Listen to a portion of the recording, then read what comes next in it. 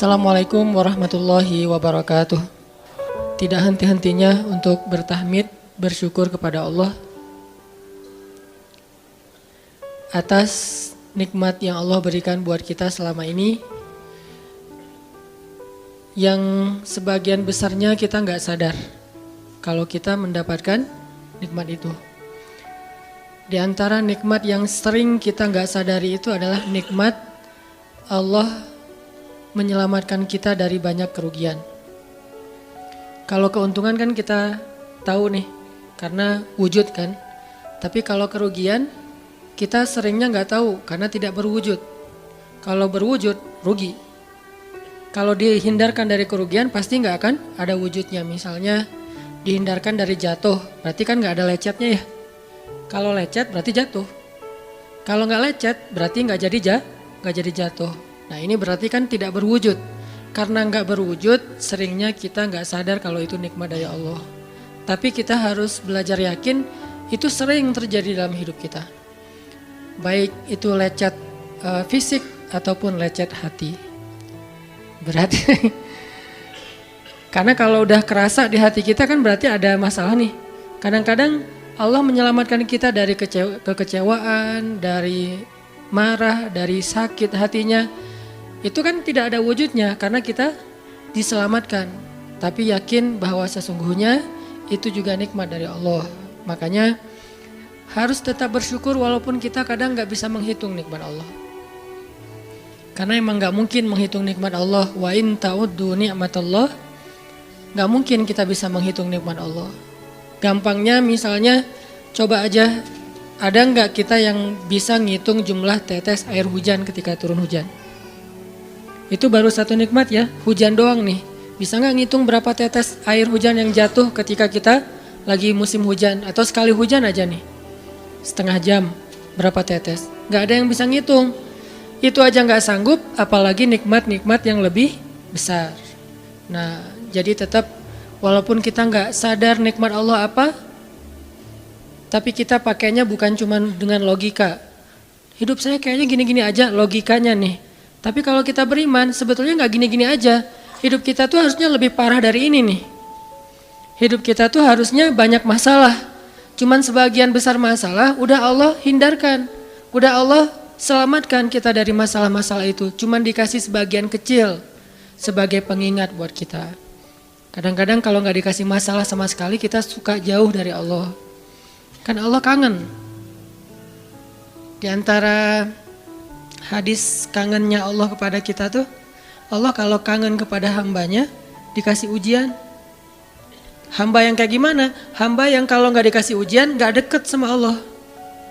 Sehingga kalau Allah kangen sama kita, yang gak deket sama Allah nih, suka lupa sama Allah, Allah kasih kita ujian. Tapi ujian yang dikasih juga ujian yang insya Allah masih ketahan sama kita. Karena Allah gak mau ngasih kita ujian yang mencelakai kita.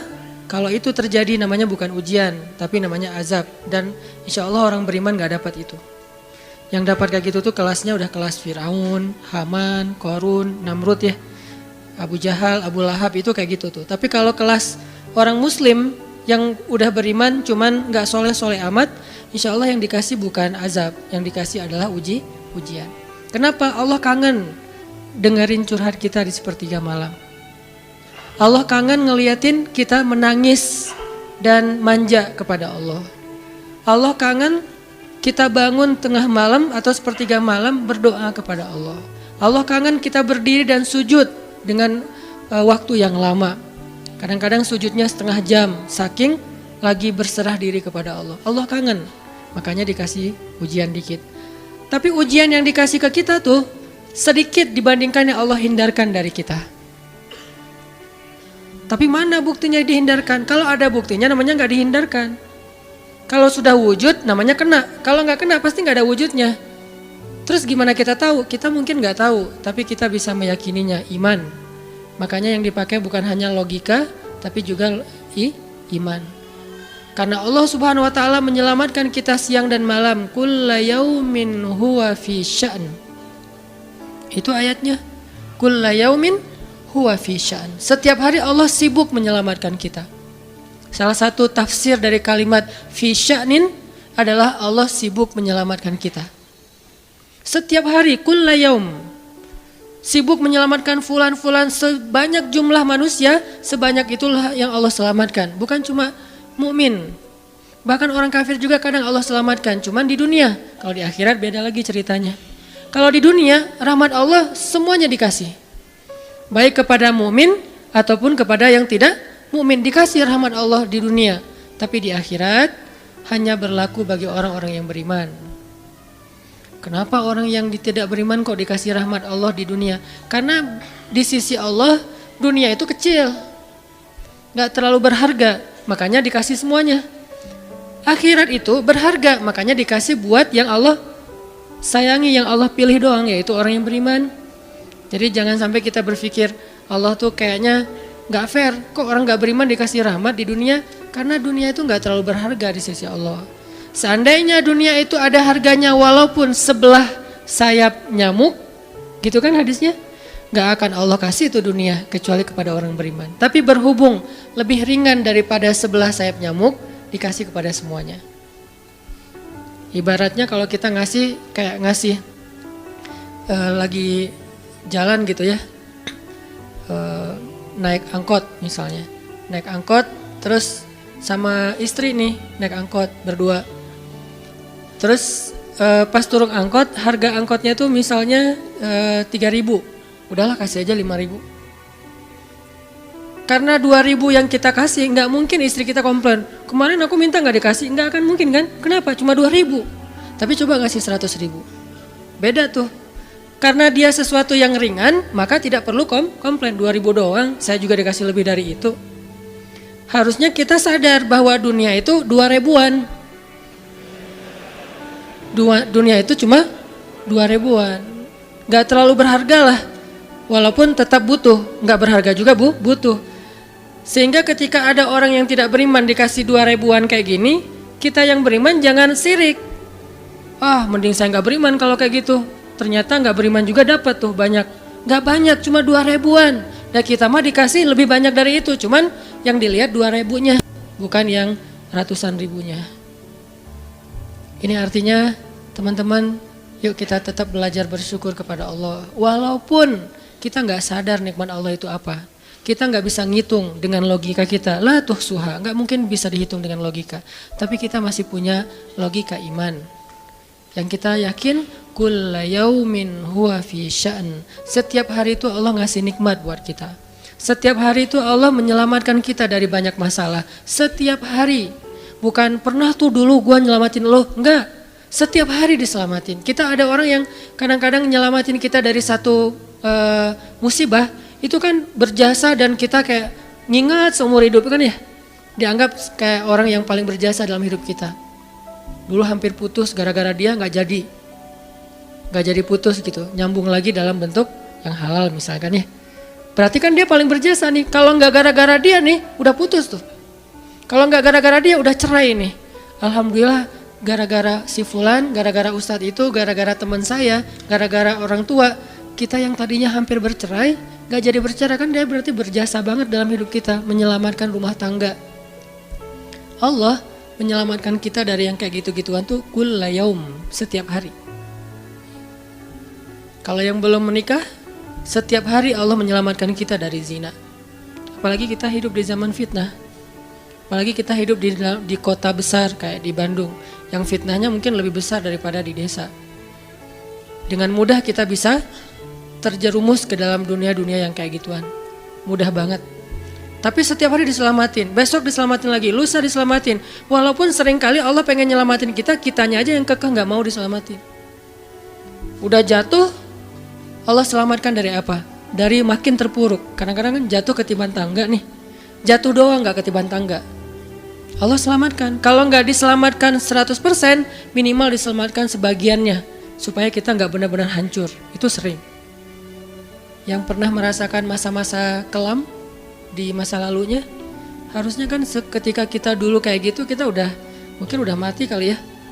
Yang sering tawuran misalnya, yang sering tarung di jalan, alasannya alasan sepele gitu. Kayak kemarin saya pas ke Jakarta ada acara di daerah Bintaro tuh, lagi jalan, ada tawuran pelajar. Pada bawa golok, bawa samurai, bawa celurit segala macam. Kita agak-agak kaget karena kita platnya plat D gitu kan. Agak bahaya nih di Jakarta soalnya. Langsung kita gimana nih plat D, masa mau ditutup pakai tangan, nggak mungkin kan ya mobil. Akhirnya la haula aja. Coba bayangin, mungkin sebagian kita pernah ngalamin masa kayak gitu dan mungkin lebih parah. Yang kayak gitu-gitu mah udah jadi kayak sarapan lah. Kalau nggak makan siang. Kayak gitu-gitu, udah sering. Kenapa masih bisa selamat dan sekarang bisa duduk di masjid? Kalau bukan karena Allah menyelamatkan kita. Jadi kalau ada yang cerita ke saya tuh tentang pengalaman masa lalunya yang luar biasa kelam, saya tuh selalu bukan takjub ke dianya, takjub ke Allahnya. Bukan takjub karena dia bisa berhijrah, takjub karena Allah masih menyelamatkan dia dan menghijrahkan dia. Sehingga ketika dengar cerita kayak gitu, yang kita ucapkan adalah Masya Allah, Alhamdulillah. Bukan, wah hebat lo ya, dulu pernah bunuh orang, pernah ini, pernah semua dosa pernah gue lakuin dah. Itu gak perlu bangga, karena kalau dia gak diselamatin Allah, dulu udah celaka dengan dosa-dosa itu. Tapi karena Allah selamatkan, akhirnya dia diberi kesempatan. Bikin dosa dibiarin sama Allah, bikin dosa dibiarin, bukan dibiarin berbuat dosa, dibiarin supaya dia kembali kepada Allah, dikasih kesempatan. Dan itu gak sehari, bertahun-tahun kan kita kayak gitu, masih aja Allah biarin, masih Allah kasih kesempatan. Ini artinya teman-teman, benar, kulla yaumin huwa fi sya'an. Setiap hari itu Allah selalu jagain kita. Setiap hari itu Allah selalu nyelamatin kita dari banyak masalah. Kalau yang udah nikah, mungkin di hari-hari pertama atau tahun-tahun pertama nih pengalaman pernikahan ya. Ya nggak apa-apa deh. Sedikit lah ya. Saya mah nggak terlalu berpengalaman. Ada yang lebih berpengalaman dari saya lah ya, ada sedikit pengalaman. Biasanya orang yang baru nikah ujiannya itu 3 tahun pertama. Kalau dia bisa ngelewatin masa 3 tahun pertama, insya Allah agak lebih mudah ke depannya. 3 tahun pertama ini paling berat. Apalagi kalau dia nikahnya, alhamdulillah gak pacaran. Kalau pacaran kan ujiannya udah sebelum nikah udah banyak ujian ya. Pas udah nikah ya udah selesai. Bukan udah selesai ujiannya, udah gak ada yang perlu udah hambar aja. Udah plan ya. Pernah gitu Ustaz? Enggak sih. Untung ya, untung. Alhamdulillah gak pakai pacaran. Soalnya yang pacaran diputusin melulu. Jadi yang udah pacaran lama, pas udah nikah, kita mau ngapain lagi ya? Kayaknya udah semua ya. Oh iya, udah semua. Bulan madu dari dulu juga udah sering. Kan udah agak-agak plan gitu kan. Tapi kalau yang belum nikah, belum pacaran, nikah nih. Jadi kayak benar-benar baru pacaran, cuman ada konsekuensi lain yang mungkin ini jadi kayak semacam ujian lah biar sabar. Masa-masa adaptasi, masa-masa saling mulai mengerti, oh ternyata kamu tuh kayak gini dan segala macam. Apalagi kalau baru nikah langsung LDRan kan berat banget tuh. Nikah LDRan, pacaran LDRan aja berat. Benar gak sih? Nggak ngaku Pacaran LDRan aja berat, apalagi nikah LDRan. Kenapa? Pacaran itu kan masih banyak pantangan. Nikah kan udah masih banyak ibadahnya. Tapi nggak boleh ibadah, coba gimana? Nggak sengsara tuh, merana kan? Harusnya boleh tapi nggak boleh. Yang tadinya nggak boleh aja sengsara, apalagi udah boleh. Nah ini artinya setiap hari dalam tahun-tahun pertama pernikahan kita bisa aja mengatakan, udah deh, saya talak kamu. Apalagi laki-laki. Kalau nggak sabar dikit keluar kata-kata talak. Kalau udah keluar nggak bisa ditarik lagi tuh. Karena kalimat itu walaupun guyon tetap kena kan. Guyon aja kena apalagi serius. Enggak usah, saya waktu itu lagi dikuasai amarah. Emang ada yang cerai dalam keadaan nyaman? Kita talak yuk gitu. Nggak ada kan. Yang namanya cerai pasti marah tuh. Jadi nggak ada istilah gara-gara marah terus talaknya nggak berlaku, nggak. Maksud marah yang nggak berlaku talak itu kalau sampai hilang akal. Tapi rata-rata kita masih berakal sih walaupun marah juga. Karena ada orang yang marah tuh kemudian dia jadi kayak orang yang gila gitu gara-gara marahnya itu hilang akal. Tapi kalau masih berakal, masih mukallaf, masih bisa berpikir, ya namanya cerai nggak ada yang nggak marah. Yang namanya cerai pasti marah. aku talak kamu. Nggak ada, udah talak manggilnya say. Udah gitu pakai emoticon yang love gitu. Tapi talak kan agak-agak klise ya. Nggak ada, pasti emoticonnya tuh berderai-derai atau hatinya terbelah kan gitu kan ya. Lagi rame soalnya tuh yang kayak gitu-gitu. Cie. Ini artinya bahwa yang namanya talak nggak ada nyamannya. Pasti lagi marah dan tetap berlaku teman-teman. Kalau nggak Allah membimbing lisan kita, mungkin hari kedua udah talak tuh. Kalau Allah nggak membimbing hati kita, mungkin bulan pertama udah talak. Berarti kulla yaumin huwa fi sya'an. Sebetulnya kalau dengan logika iman, harusnya kita yakin setiap hari itu Allah pasti nyelamatin kita setiap hari. Cuman karena udah diselamatin jadi nggak ketahuan. Kalau nggak diselamatin ketahuan.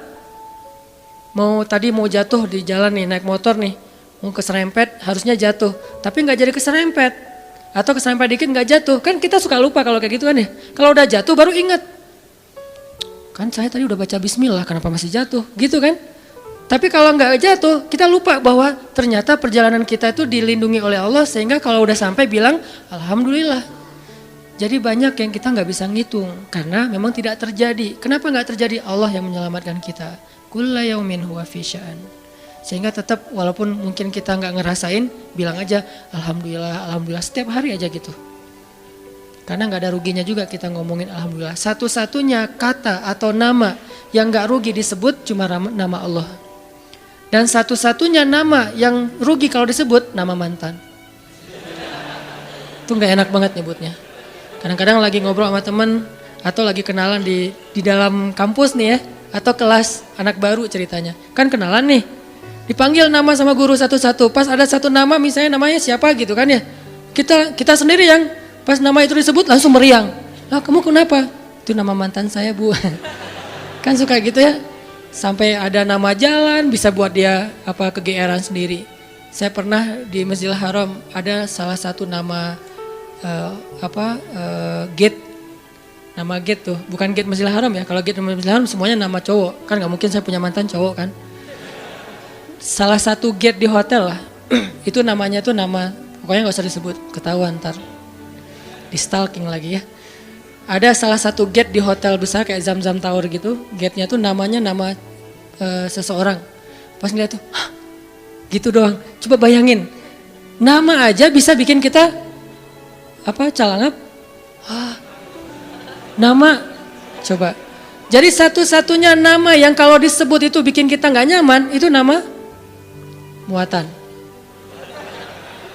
Dan satu-satunya nama yang kalau disebut bikin kita dapat kebaikan cuma nama Allah Subhanahu wa taala. Setelah itu baru nama Muhammad SAW. Makanya gak ada ruginya lah bilang bismillah, innalillah, astagfirullah, masya Allah, subhanallah dan segala macam yang ada kata Allahnya. Sehingga Nabi bilang segala sesuatu yang di dalamnya ada nama Allah maka diberkahi. Dan segala sesuatu yang di dalamnya tidak ada nama Allah maka tercabutlah kebaikannya. Jadi nggak ada rugi. Sehingga sampai nama orang aja yang paling baik itu adalah Abdullah sama Abdurrahman. Walaupun manggilnya Dul, El, tapi tetap namanya bagus nih, Abdullah, Abdurrahman. Kepanjangan prolognya. Tapi ada hubungannya. Allah itu kalau kangen sama kita, Allah kasih kita ujian. Makanya jangan bikin Allah ngasih kita ujian kalau kangen, tapi ngasih kita nikmat. Kenapa Allah kasih kita nikmat? Soalnya kita udah biasa, gak perlu diuji juga, udah tetap setiap malam tuh curhat sama Allah. Bukan pas lagi banyak masalah doang baru curhat. Kalau pas banyak masalah doang baru curhat, berarti pas kita lagi normal, kita lama tuh gak ketemu Allah. Gak pernah miss call Allah, gak pernah japri Allah, gak pernah curhat ke Allah, gak pernah DM. Kan Allah kangen nih, kemana ya dia kok gak pernah DM saya? Kok gak pernah miss call saya? Kok gak pernah japri ke saya? Padahal online-nya sering loh. Tapi kok gak pernah ke saya? Ini online-nya masih apa nih? Kan Allah suka gitu sama hambanya. Walaupun dengan analogi sosmed ya. Tapi Allah tuh perhatian banget sama kita. Allah nungguin kita datang. Setelah sekian lama kita cuek sama Allah, tiba-tiba kita baru niat mau datang. Duh, udah lama juga ya saya belum japri ke Allah. Baru gitu doang, belum diketik nih, belum typing. Baru niat doang nih. Allah udah bahagia coba. Allah kok baik banget ya sama kita ya. Seolah-olah Allah butuh kita, padahal gak sama sekali loh. Ghaniyun anil alamin. Allah tuh gak butuh kepada siapapun di antara hambanya. Gak butuh sama sekali. Tapi kayak seolah-olah Allah tuh yang butuh banget sama kita. Saking baiknya Allah. Allah itu Raufun, Rahimun, Karimun, Jawadun, apalagi Latifun. Nah, Latifun Allah tuh sangat pengen dekat sama hambanya, itu Allah. Udah lama pergi nih, sibuk dengan semua orang di japri, semua orang dia chat sampai tengah malam chat sama orang lain, tapi Allah nggak pernah di japri. Allah tungguin. Kalau manusia mungkin kita bisa nyebutnya kayak kesepian gitu, tapi Allah kan nggak mungkin kesepian, tetap aja Allah nungguin seperti orang yang kesepian, saking kangennya sama kita. Coba, begitu kita ada masalah datang ke Allah, Allah nggak bilang giliran sekarang aja lo datang, nggak kayak gitu Allah. Langsung Allah dekap, langsung Allah, ada apa hambaku? Hal min haja, apakah kamu butuh sesuatu? Hal min taib, apakah kamu mau diterima taubatnya? Hal min mustaghfir, apakah kamu mohon minta ampun? Allah tanya kepada kita setiap malam, dicuekin lagi, dicuekin lagi. Datang Allah ke langit dunia. Harusnya kan Allah suruh aja malaikat ya, malaikat kasih tahu ke dia supaya berdoa. Enggak, Allah yang langsung turun. Ibaratnya Allah yang ngejapri kita, enggak dirit juga. Setiap malam japri, setiap malam enggak dirit. Padahal online-nya, lasinnya tuh per setiap jam bahkan setiap menit dia online terus. Tapi yang Allahnya enggak dirit, ketimpa lagi tuh. Marahkah Allah? Enggak. Kalau Allah marah, pasti kita udah celaka dari dulu juga. Karena kalau Allah udah marah, maka perhatikanlah kaum-kaum sebelum kalian, kata Allah.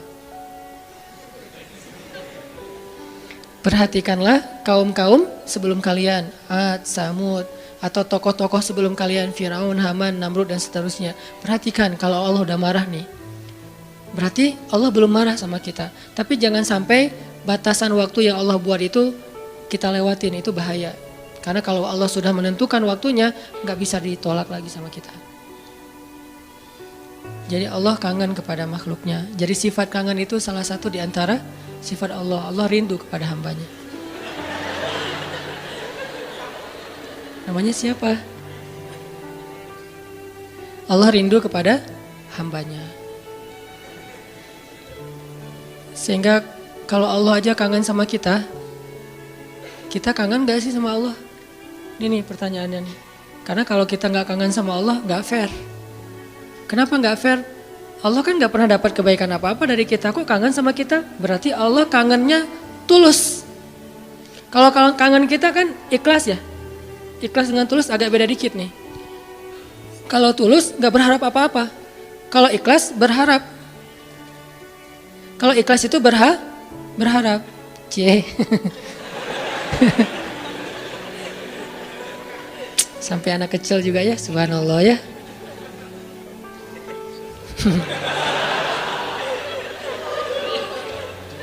Otomatis ada cewek soalnya. Cewek kecil. Allah aja tuh gak menginginkan apa-apa dari kita, kangen.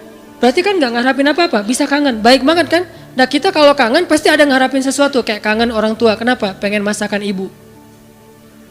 Kangen kampung halaman, kenapa? Pengen jajan, pengen lihat suasana yang luar biasa di keluarga. Kan kangen ya kampung halaman. Kangen dia misalnya, pengen disiapin segelas apa misalnya, green tea lah atau Thai tea atau apalah. Kalau yang standar mah ya, atau kopi misalnya. Kita mengharapkan sesuatu dalam kangennya kita. Kalau Allah kangen gak ngarapin apa-apa. Karena Allah gak butuh kita. Kok kangen? Berarti Allah maha baik. Kangen mengharapkan sesuatu aja baik, apalagi kangen tanpa mengharapkan apa-apa. Dan yang lebih luar biasanya lagi, Allah bukan cuma gak mengharapkan apa-apa, kangen pengen ngasih sesuatu kepada kita. Kangen pengen ngasih sesuatu untuk kita, itu kangennya Allah. Mirip dengan kangennya ibu, walaupun gak sama, pasti Allah lebih. Kangennya ibu tuh pengen masakin buat kita loh. Kangennya kita ke ibu, pengen masakan ibu, beda kan? Jadi jangan merasa lebih baik daripada ibu kita ya. Karena realitasnya, jujurnya mah, kita kalau kangen ibu karena pengen dimasakin. Ibu kalau kangen kita karena pengen masakin. Jarang ada ibu kangen karena pengen masakan dari kita. Kan kita gak bisa masak, kecuali chef lah ya. Chef juga tetap makannya makanan ibu. Walaupun mungkin dia jago dalam masak, tapi ada sentuhan mukjizat dari seorang ibu yang emang gak bisa dipakai bumbu. Itu lebih ke perasaan, ketulusan cinta. Beda pasti tuh. Ibu saya tuh kalau masak mungkin banyak ibu-ibu lain atau siapapun perempuan yang masaknya tuh enak. Tapi tetap aja kalau yang dimasak oleh ibu tuh beda. Nggak tahu gimana, nggak bisa dijelasin aja pokoknya, beda. Gitu juga yang dimasakin oleh istri.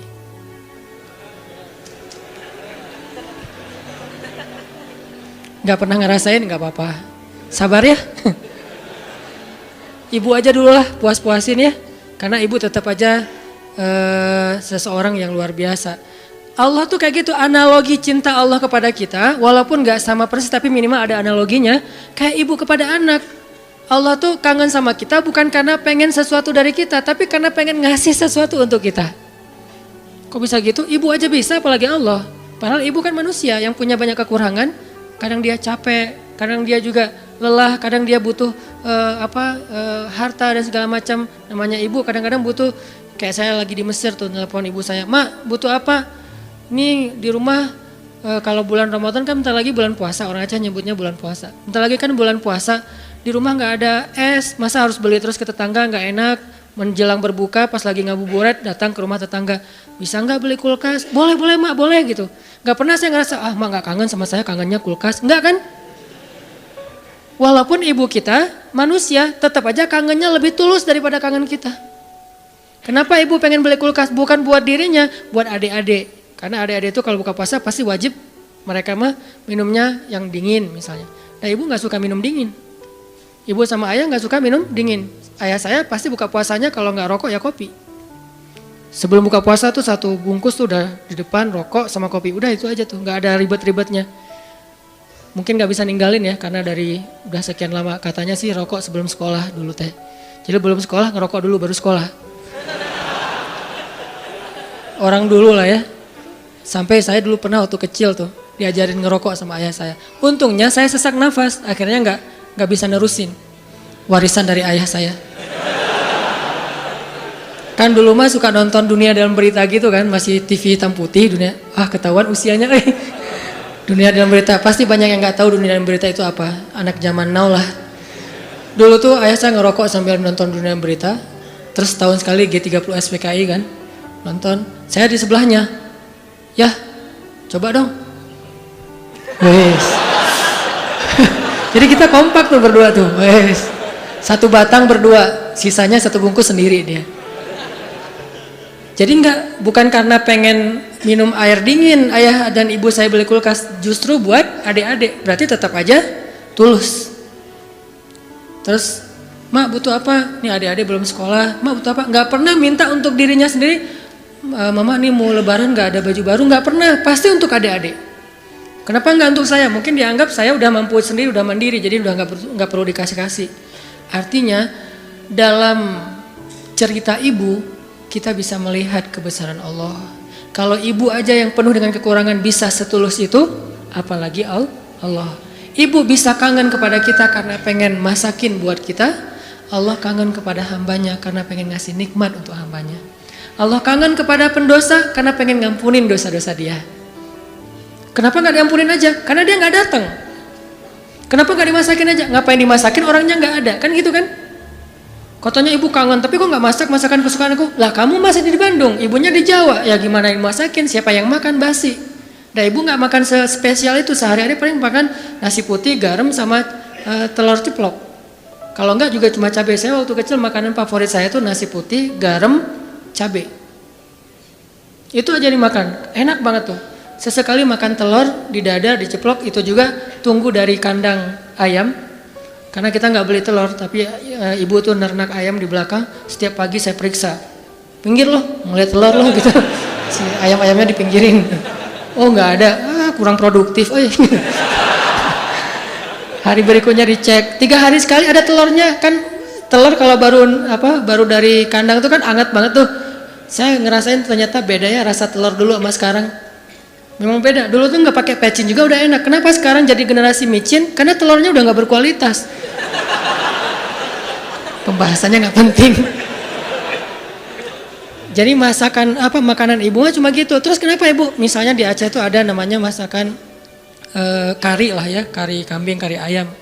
Kenapa mak kalau katanya kangen sama aku kok nggak masakin kari ayam? Lah kan kamu di Mesir, ngapain dimasakin? Yang makan siapa? Gitu juga Allah, katanya Allah pengen ngampunin dosa aku kok nggak diampunin? Lah kamu nggak pernah taubat. Nggak pernah datang, nggak pernah sujud, nggak pernah minta ampun. Gimana mau diampunin? Kayak dikasih ampunan nggak ada yang ngambil gitu. Bukan Allah nggak mau ngampunin kita nggak mau ngambil, kita nggak mau makan, kita nggak mau datang gitu. Padahal Allah sediain. Begitu kita mendekat sedikit aja langsung Allah masakin tuh ampunan. Langsung menunya yang paling enak. Kalau analogi ibu tadi masak, langsung disediain untuk kita. Disediakan dengan sangat istimewa buat kita ampunan Allah. Apa istimewanya? Lengkap. Lengkap gimana? Dosanya, semua dosa diampuni. Semua dosa tuh ada tuh. Dosa A, B, C, ampuni semuanya. Taubat diterima dengan seolah-olah kita tuh udah orang paling suci. Kan orang yang paling suci itu orang yang baru bertaubat kan? Orang yang paling suci itu orang yang bukan banyak amal soleh. Itu orang yang paling banyak pahalanya. Tapi orang yang paling suci justru yang pertama bertaubat itu paling suci. Setelah itu mungkin udah mulai agak mix lagi nih. Udah ada dosa, ada pahala. Tapi baru-baru taubat itu saat yang paling suci setelah kita dilahirkan oleh ibu kita. Kita udah jauh dosanya, udah kayaknya kalau di dosa itu jadi titik-titik di hati kita. Bukan hati kita doang yang hitam, seluruh tubuh kita udah hitam. Karena udah nggak ada tempat lagi di hati, saking banyaknya dosa. Kalau seandainya dosa itu satu titik pulpen, terus setiap kita buat dosa tuh jadi tinta sekecil ujung pulpen itu di hati kita, kayaknya bukan hati kita doang yang udah hitam, seluruh tubuh kita juga udah hitam. Bukan cuma tubuh kita, sampai area di sekeliling kita tuh udah hitam saking banyaknya dosa. Soalnya di hati udah nggak ada tempat kosong untuk nitik-nitik kayak gitu. Akhirnya taruh di tangan, jadi tato semuanya, terus di lantai, saking banyaknya dosa kita. Begitu kita datang kepada Allah, belum beramal soleh, baru mau datang, astagfirullahaladzim, langsung Allah sediakan menu istighfar, taubat dengan menu yang sangat istimewa. Jadi Allah tuh kangen kepada pendosa karena pengen ngampunin dosanya. Kangen kepada orang yang banyak masalah karena pengen ngasih solusi dalam masalahnya.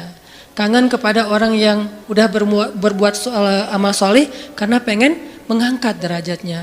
Jadi kangennya Allah itu untuk kita, kangennya kita untuk diri sendiri.